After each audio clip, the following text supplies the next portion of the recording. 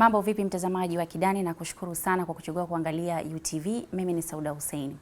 Tunapozungumzia kazi za usafi ndani au majumbani, mara nyingi picha inayokuja kichwani haraka ni picha ya mwanamke. Na katika nyumba kuna kazi nyingi sana kufanya usafi, kufua, kuosha vyombo, kupika na kadhalika. Katika kazi hizo kuna ambazo wanawake wengine wanazipenda na wengine hawazipendi. Mimi binafsi kuna kazi ambazo nazipenda, kuna kazi ambazo sizipendi. Na kupitia kazi ambazo watu wengi hawazipendi, wengine huona fursa na kuamua kufanya fursa hiyo basi kuwa biashara ama ujira kwao. Sasa leo tunazungumzia kazi ambayo wengi inawachukulia muda mrefu na hatimaye wengine pia hupata maumivu. Na wengine pia wanaichukia kabisa kazi hiyo. Na kazi nyingine na kazi yenyewe ni kufua. Kufua kunatumia muda mrefu na mara nyingine wengi hawaipendi. Katika kazi hiyo ndiko ambako mwanamke huyu ambaye amezaliwa kitambo kidogo aliamua kubuni mashine ya kufulia. Na mashine hiyo ikienda kuongezewa ujuzi kadri siku zinavyozidi kwenda. Huyu anaitwa Ellen. Tusikize kwa kifupi kwa nini aliamua kuanzisha mashine ya kufulia. Tunapofikiria kuhusu uvumbuzi wa kitu fulani, mara nyingi tunawaza wanaume maarufu ambao majina yao yanaonekana katika vitabu vya historia. Lakini leo tunasimulia hadithi ya mwanamke ambaye uvumbuzi wake umebadilisha maisha ya mwanamke na kurahisisha kazi za nyumbani. Huyu ni Ellen Eglin. Alizaliwa mwaka 1888 nchini Marekani. Akiwa mwanamke mweusi, jukumu la kufanya kazi za nyumbani zilimtegemea kwa asilimia kubwa, ufuaji wa nguo ukiwa sehemu ya kazi hizo. Hivyo akapata wazo la kutengeneza kifaa cha kurahisisha ufuaji na ukamuaji wa nguo, yaani cloth wringer. Uvumbuzi wake ulifanya kuosha nguo kwa haraka, salama na kupunguza uchovu wa mwili kwa kiwango kikubwa sana.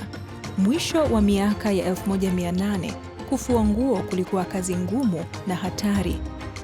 Nguo zilikamuliwa kwa mikono, hali iliyosababisha majeraha, maumivu ya misuli na saa ndefu za kazi. Kazi iliyofanywa zaidi na wanawake. Kifaa hicho kilitumia rola 2 na mpini wa kuzungusha ili tu kukamua maji kutoka kwenye nguo kwa usalama na ufanisi. Hata hivyo, Ellen Eglin hakupata kutambuliwa kama alivyostahili. Aliuza haki za uvumbuzi wake kwa kiasi kidogo cha fedha na baadaye alieleza kuwa aliamini mwanamke mweusi asingepata nafasi anayostahili kwa uzito. Wengine walinufaika huku jina lake likififia katika kumbukumbu za muhimu.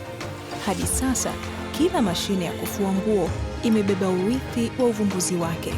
Uvumbuzi wa Ellen Eglin uliokuwa muda ulilinda mikono ya wafanyakazi na ulibadilisha kufua nguo kutoka kazi ya kikatili kuwa kazi inayoweza kudhibitiwa. Leo tunakumbuka si tu kwa uvumbuzi wake, bali kama mwanamke ambaye werevu wake uliunda maisha ya kila siku, hata pale ambapo historia ilijaribu kumsahau. Na leo hii tunashuhudia mashine ya kufulia si tu imerahisisha maisha, bali imetoa ajira na ujira kwa watu. Naam, huyo ni Ellen ambaye yeye alivumbua mashine hiyo ya kufulia kwa sababu hizo ambazo amezitaja. Kwanza, muda mrefu, lakini pili, kuleta maumivu hasa kwa sababu ni wanawake. Na wanawake ndio tunajulikana kwamba tunafanya kazi hizo. Kupitia hilo pia ndiko ambako Mina Manula ambaye yeye sasa ni Mtanzania kaamua kujiajiri kupitia kazi hiyo baada ya kuacha kazi yake ambayo alikuwa ameajiriwa. Ataeleza sababu ya kwa nini alifanya hivyo, ambaye ndio leo mwanamke tuko naye katika Kidani. Kwa sasa tusikilize kwa kifupi kuhusiana na wasifu wake. Mina Manula, mkurugenzi mtendaji wa kampuni na bidhaa za usafi Mina Laundry and Cleaning Products. Kampuni hiyo inajishughulisha na masuala ya usafi, ufuaji wa nguo mbalimbali na pia uzalishaji wa bidhaa za usafi. Kwa taaluma, ana diploma ya Procurement and Supply, lakini kwa moyo na bidii amejijenga kama mfano mwanamke alianzisha biashara kutoka chini hadi mafanikio. Amehitimu shule ya msingi Vingunguti na Pugu Stesheni Sekondari iliyopo Pugu, na ndipo alipojiunga na chuo cha biashara CBE kuanzia certificate hadi diploma. Mina alianzisha rasmi Mina Laundry and Cleaning Products mwaka 2022 ikiwa imeanza kama wazo dogo na hadi sasa imeweza kutoa ajira kwa vijana za kudumu na ajira za muda kwa vibarua kulingana na mahitaji ya kazi. Mina ameweza kushiriki katika maonyesho mbalimbali ya ujasiriamali Tanzania bara na visiwani. Aidha, kampuni imeweza kutoa mafunzo kwa watu wengi walioweza kujiajiri kupitia ujuzi walioupata. Mina Manula kupitia kampuni hiyo ameweza kupata tuzo 2, moja kutoka Business Awards mwaka 2024 ya Best Cleaning Company of the Year na mwaka 2025 tuzo ya East African Youth Panel ya Techpreneur of the Year. Mina Manula pia ni mdau wa masuala ya maendeleo ya kijamii, akiwa na utaratibu wa kupeleka bidhaa zake za usafi na mahitaji mengine kwa watoto na watu wenye uhitaji maalum. Hii ikiwa ni sehemu ya uwajibikaji wa kijamii kwa kampuni yake.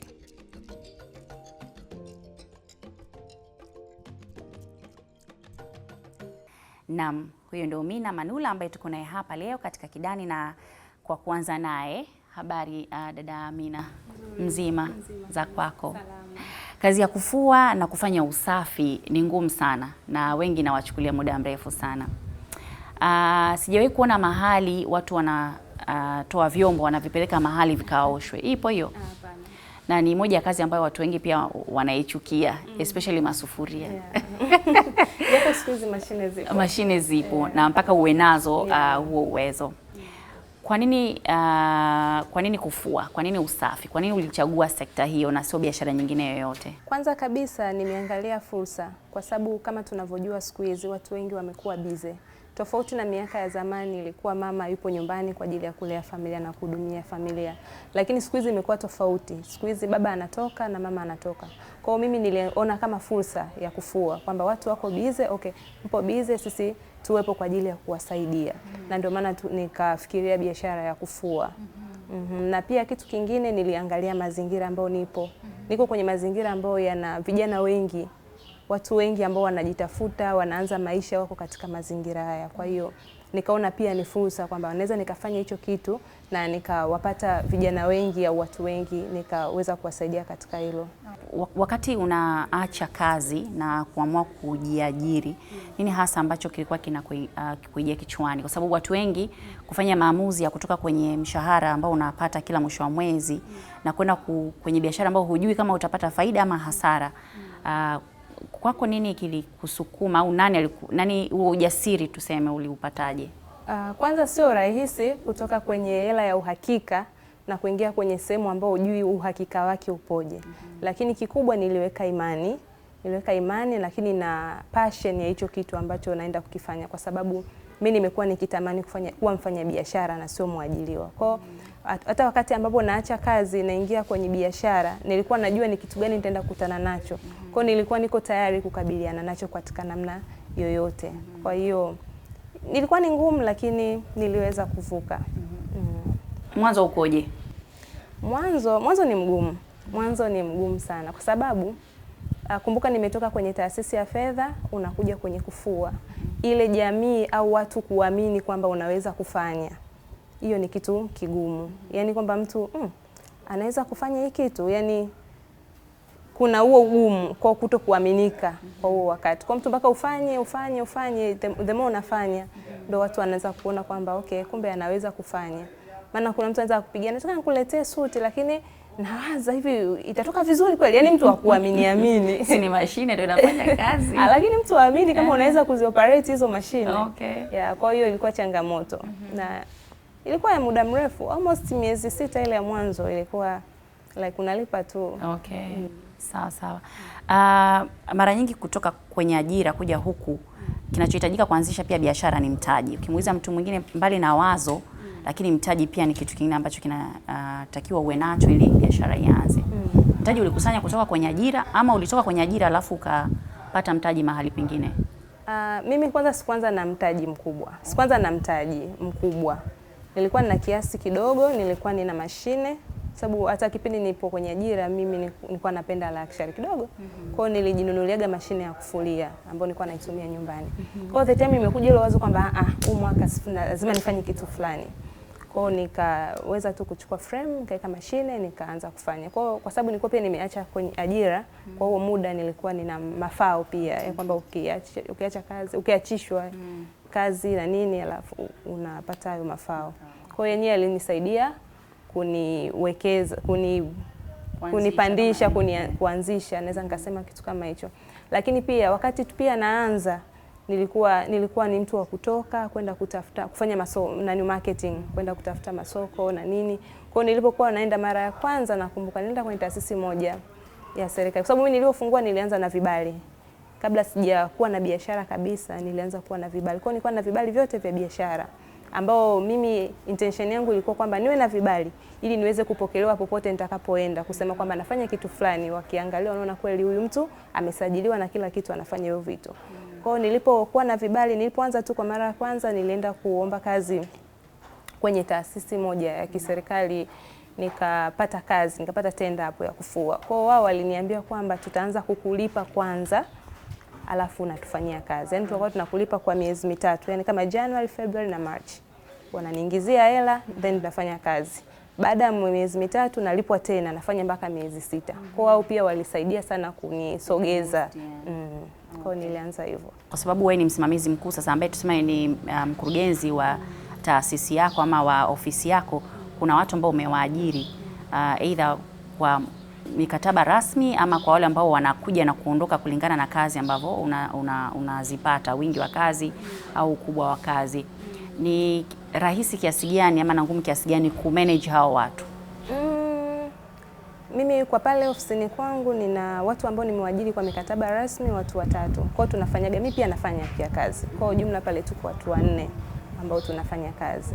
Lakini katika swala la usimamizi pia namshukuru Mungu, najitahidi kwa sehemu, kwa sababu naona tunafanya na watu wanapenda kufanya kazi na mimi. Lakini mbali na hao watu ambao nimewaajiri rasmi ofisini, nina watu ambao tunakuwa na wasiliana nao inapotokea kazi. Kama inatokea kazi tunaenda mahali kufanya kazi, tunaenda. Sometimes tunaweza tukaenda sehemu site kufanya kazi hata tukakaa huko siku 3.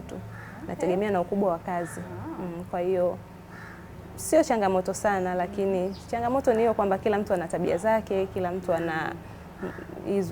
ana moods zake. Kwa hiyo kujitahidi tu kuendana nao ili tuweze kufanya kazi, kwa sababu mara nyingi wanawaambia hii Mina Laundry ni ya kwetu sote, yani msije mkaiangalia mkasema ni ya kwangu, hii ni ya kwetu, kwa sababu inavyokuwa ndivyo na sisi wote tunakuwa tunanufaika kwenye hiyo. Kwa hiyo tufanye kazi kwa upendo, tufanye kazi kwa passion ili tuweze kusogea. Mara nyingi nimeona watu wakienda kwa mfano site, mnakuwa na vijana kadhaa na umesema kila mmoja ana mood zake, ana tabia zake. Ukifika mtu anaona ilikuwa ni kazi ndogo, alafu kichwani anajua ni kazi ndogo. Kufika anaona ni kazi kubwa, kuna kupanda kwenye manini. Kwa hiyo anaanza kukuzingua, bosi bwana, mimi ile unaonipa ni ndogo, ama anaona kama mieyusho, anaondoka. Wewe ulishakutana na hizo situations, na kama ukikutana nazo nini hasa unafanya? Maana mteja anasubiria kazi yangu iishe siku fulani, alafu idadi ya watu pia wafanyaji kazi wanaanza kuzingua kwenye location, unafanyaje? Kwa mfano mimi hapa watu ambao nakuwa naenda nao site, kuna watu ambao wachapa kazi na wafahamu, ambao nipo nao nafanya nao kazi muda mrefu. Kwa hiyo ni watu ambao naweza nikamchukua mtu mmoja ambaye najua ndo head kwenye hiyo crew, nikaenda naye site, ile visiting site. Tukaenda tukaangalia kazi, then tuna discuss mimi na yeye. Yaani ndio maana nasema nawaambiaga kwamba hii ni ya kwetu. Kwa hiyo tunakaa tuna discuss hii kazi tunavyoiona hivi na hivi, tuongee vipi na mteja. Kwa hiyo maana mimi ni binadamu, siwezi kufanya kila kitu peke yangu, kafikiria kila kitu peke yangu. Kwa hiyo tunashauriana then tunafanya. Kwa hiyo changamoto ya mtu kufika site kusema hii kazi mbona kubwa sana kuliko unachonilipa, sijawahi kukutana nayo sana. Yaani labda kama wanasema huko pembeni, lakini tukienda sometimes wanasema ila hii kazi ni kubwa. Naambia okay sawa, tufanyeni. Kwa hiyo nikiona kama kazi kubwa sana katika kile ambacho nimewaahidi kwamba nitawalipa, naweza nikaongeza kidogo kama kuwapa motisha. Sawa. Wewe binafsi unajitathmini kama boss wa aina gani? Mimi ni msikivu sana na napenda kutumia busara sana katika kuzungumza na wafanyakazi. Yaani mpaka yani sio mtu ambaye naweza nikafika nikashout. Sometimes unakasirika, unafika mwisho, lakini nimejifunza kujituliza mwenyewe alafu nizungumze na mtu nikiwa katika tempa ya chini. Kwa ndio maana mara nyingi sigombani sana na wafanyakazi. Naam, huyo ni Mina, ni mkurugenzi wa Mina Laundry ambaye anafanya kazi nyingi za usafi, hasa zile ambazo sisi mimi binafsi zinanitia ugumu kidogo kwenye kufua, lakini kwa wale ambao wanafanya usafi wa majumbani basi Mina anafanya. Kwa sasa tunapata mapumziko mafupi, tukirejea hapa tutaendelea naye.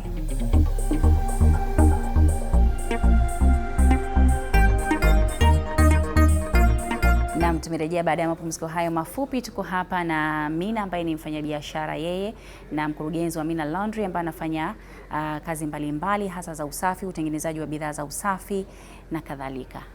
Mina, turudi sasa kwenye swala la ajira na kujiajiri. Hem, tupe somo hapo. Ni rahisi kiasi gani kuajiriwa na kujiajiri? Yaani tofauti yake hapa ikoje? Hasa kwenye tuseme kumudu maisha, kumudu mazingira, kumudu kipato chako. Ni kiasi gani mtu unamshawishi vipi mtu ambaye amejiajiri sasa hizi kwamba bwana yeye ambaye ameajiriwa, ni namna gani unaweza kumshawishi bwana yeye mtoka huku kwenye kujiajiri mambo ni mazuri? Kuajiliwa ni rahisi kwa sababu unaishi unajua kipato chako. Kama unajua tu mimi mwisho wa mwezi kiasi fulani kinaingia kwenye account. Ni tofauti na kujiajiri. Kujiajiri ni kunatumia akili nyingi sana kufikiria nini ufanye, yani kuwa mbunifu katika hicho unachokifanya, ili maana kila siku unakuwa unaangalia okay, nifanye kitu fulani hapa, niongeze kitu fulani, niwe hivi, niwe tofauti, yani nijitofautishe na wengine ili niweze kukamata wateja. Kwa kwenye kujiajiri na kuajiliwa naona kama ni rahisi, hautumii akili nyingi sana kufikiria nini cha kufanya. Wewe uko pale kwa sababu umeshapewa job description kwamba wewe utafanya 1, 2. Kwa hiyo unajua ukifika kazini utafanya 1, 2, 3. Lakini ukiwa umejiajiri kila siku unatakiwa upate muda wa kufikiria nini kingine ukianzishe. Biashara inashuka, ufanye nini ili biashara yako iimarike? Ufanye nini ili uweze kuteka soko? Ufanye nini ili wateja waweze kuja kwako? Yaani uwe na kitu, yaani una kitu gani cha tofauti na wengine wanachokifanya. Kwa hiyo mimi naona kuajiriwa ni rahisi kuliko kujiajiri. Japo kuajiriwa kuna limit ya kipato. Ila kujiajiri unaweza ukapata zaidi, unaweza ukakosa ukapata zaidi ya vile ambavyo ulikuwa unapata. Wanasema fundi mwaminifu zaidi duniani ni kinyozi. Kwa sababu unaenda na kichwa chako ukimaliza unaondoka, ama msusi unaenda na kichwa chako ukimaliza unaondoka. Ila waliobakia wote tegemea porojo pale ambapo unafuata mzigo wako. Kwako imekaaje? Mara nyingi unakuta sio kwamba tunapenda saa nyingine. Mimi sina huo uporojo. Lakini mteja jinsi alivyo. Maana ukienda kama fundi kinyozi uliyemzungumzia kwamba ni mwaminifu, unaweza ukaenda saluni umeme ukakatika. Amekuanza kidogo umeme umekatika. Wewe mwenyewe unashuhudia kwamba umeme kweli umekatika. Hapo ndo unaona kuna ukweli. Lakini kwa sisi ambao tunafanya biashara hizi, let's say mtu amekuletea kazi na naitaka saa fulani, alafu imetokea labda kuna changamoto imetokea either ya umeme, inaweza ikawa sio TANESCO, lakini kama tu kuna changamoto tu ndani ya sehemu unaofanyia mfumo umeharibika. Huyo mtu kuja kumwambia kwamba huwa kuna changamoto hawezi kukubali. Kwa hiyo mimi najitahidi, mimi nashirikiana na watu wengine wanaofanya kama mimi. Kwa hiyo ikitokea kwangu kuna changamoto nitapiga simu. Uko vipi? Uko sawa? Yaani kuna saa ili umfurahishe mteja. Unaweza hata ukaingia gharama ili mteja ajisikie kwamba kwako ni sehemu salama. Kwa hiyo mimi sometimes naingia gharama kwa ajili ya kumfurahisha mteja. Unakuta labda kwangu hamna umeme lakini sehemu nyingine upo. Kwa hiyo nitatoka, nitaenda hiyo sehemu nyingine, nitafanya, na sisi uzuri tunashirikiana. Yaani tunashirikiana kama unavyoona wafanya biashara wengine ambao wanashirikiana. Kwa hiyo na sisi pia tuna hiyo kushirikiana, kutatua hivi. Maana kuna kitu mimi nafanya dry cleaner, naweza kuna kitu naweza kukifanya, mwingine hakiwezi. Atakuja kwangu nitafanya. Kuna sehemu mimi nitakwama, yeye mwenzangu atanisaidia. Maana madawa yapo mengi ya kufulia. Sio kwamba unaweza ukawa nayo yote. Kwa hiyo tunashirikiana katika Ni hasara gani ambayo uliwahi kupata kwenye biashara? Kwa namna yoyote ile, labda umenunua kifaa ama nini na ikaleta kama hasara kwenye biashara yako? Hizo kununua vifaa hizo ziko sana. Especially sisi ambao tunatumia vifaa vinavyotumia umeme. Unaweza ukanunua vifaa ukaleta ofisini vikaharibika. Kwa mfano kama mimi nishanunua vifaa vingi, unakuta unakuta kingine unanunua kipya dukani kabisa. Unaenda dukani unafungua pochi kabisa unanunua kitu. Unafika nyumbani unatumia labda mwezi, miezi miwili, ofisini unatumia mwezi, miezi miwili kimeharibika. Kwa hizo hasara mimi nimeshazizoea na kuona kwamba ni sehemu tu ya biashara. Ni kwa namna gani sasa unaisaidia jamii ya wanawake wengine ambao wanatamani kuingia kwenye biashara ama kuingia kwenye ujuzi fulani ambao wewe pia unatoa, mwanzoni ulizungumza, ikiwa kuna kundi fulani wanahitaji kujifunza kutoka kwako, una offer nini? Nini hasa unatoa? Mimi hapa kwanza, mtu akiangalia kwenye mitandao yangu ya kijamii huwa natoa zaidi kwa jamii. Yaani almost kila mwaka najitahidi kutoa kwa jamii. Na kama nisipotoa kitu basi nitatoa hata ujuzi, nitatoa kama mwaka 2025 mwaka jana tulikuwa na concert ambayo tulikutanisha wanafunzi wa chuo kwa ajili ya kuongea nao, kuwaelekeza huku, yani kuwapa uhalisia wa mtaani ulivyo, na kwamba kama wanaweza wakaanza wakiwa bado wako chuo, katika namna kuliko kutoka chuo unarudi nyumbani unasubiria ajira. Kwa unaweza ukajianzia kidogo kidogo huko chuo, kwa sababu mimi nimekuwa mjasiriamali tangu nikiwa niko chuo. Okay. Mimi nilikuwa nauza pochi, yani hivi vitu vya kidadadada. Kwa nilikuwa nafanya. Kwa ndio maana haikuwa ngumu sana mimi kutoka huko na kuingia katika masuala ya biashara, kwa sababu tukisema tusubirie ajira za serikali kwa mwaka tu wana graduate watu wengi sana.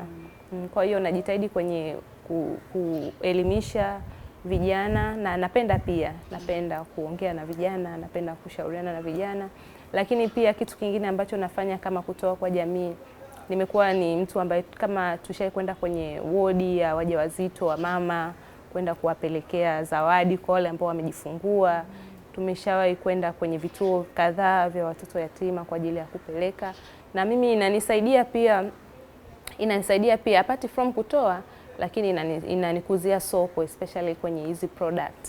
Sababu unaweza mkaenda kwenye mashule mkapeleka hizo, wakatumia wakaona ni nzuri, umepeleka kama msaada, lakini baadaye wakakupigia simu wakawa wanahitaji kuzitumia.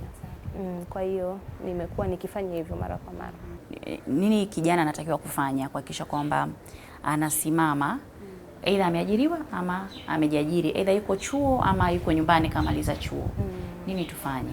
Yaani mimi mara nyingi huwa na washauri kwamba wajitahidi kama ni kijana katika matumizi mazuri ya mitandao ya kijamii. Kwa sababu mimi kama mwaka jana nakumbuka kuna mtu nilimrecommend kwenye kazi, akapata kazi ambayo ilikuwa na mshahara mzuri kwa kupitia page yake ya Instagram. Kwa hiyo vijana mimi nawashauri zaidi kutumia vizuri mitandao ya kijamii. Yaani usiwe mtu ambao mitandao yako unaona tu kama upo tu kule, yani unapoteza muda, si comment, kuposti vitu ambavyo havieleweki. Tafuta kitu kimoja ambacho utasimama nacho, kifanye. Na kufanya biashara, sio kila mtu anaweza kufanya biashara, lakini ule ujuzi wako jaribu kukuza katika mitandao ya kijamii, ili mtu akiangalia akifikiria okay, tunahitaji mtu fulani, mbona mtu fulani anafanya, inakuwa ni rahisi mtu kukurecommend kwenye hiyo sehemu. Kwa hiyo mimi ninachowashauri ni matumizi mazuri ya mitandao ya kijamii, maana siku hizi dunia imekuwa kwenye kiganja. Kwa kumalizia, mipango yako ya miaka 5 ijayo ikoje? Baada ya miaka 5 mimi nataka niwe na kiwanda kikubwa cha ufuaji. Lakini pia niwe na kiwanda cha kutengeneza bidhaa za usafi. Of course nishawekeza eneo ambalo naamini baada ya miaka 5 litakuwa endelevu, ili niweze kuzalisha bidhaa zangu. Kwa nataka products za mimi ziweze kutoka hata nje ya mipaka ya Tanzania. All the best. Asante. Na mtazamaji wa Kidani, tunamaliza hivyo siku ya leo. Nilikuwa hapa na Mina Manula ambaye tumezungumza naye mengi sana kuhusiana na biashara anayofanya, maisha ya kawaida, lakini kumbuka alitoka kwenye ajira mpaka kwenye kujiajiri, lakini pia ametoa somo kwa vijana ambao fursa za ajira bado hazijaje, basi unaweza kaanza kufikiria nini cha kufanya, lakini kubwa ni kutumia mitandao ya kijamii vizuri. Kuna namba simu ambayo inapita hapo chini kwenye screen yangu, kwenye screen yako 0688 475656. Unaweza kutuma ujumbe mfupi wa maandishi kama unamhitaji Mina, ama pia unaweza kutembelea page yake, utakutana naye huko. Lakini pia katika page yangu mimi ya Instagram andika Sauda_Kidani Show, ama page ya ofisi andika UTV TZ ama Azam TV TZ. Ni kushukuru sana kwa kuwa nami mwanzo mpaka mwisho wa kipindi hiki. Endelea kuangalia UTV. Kwaheri kwa sasa.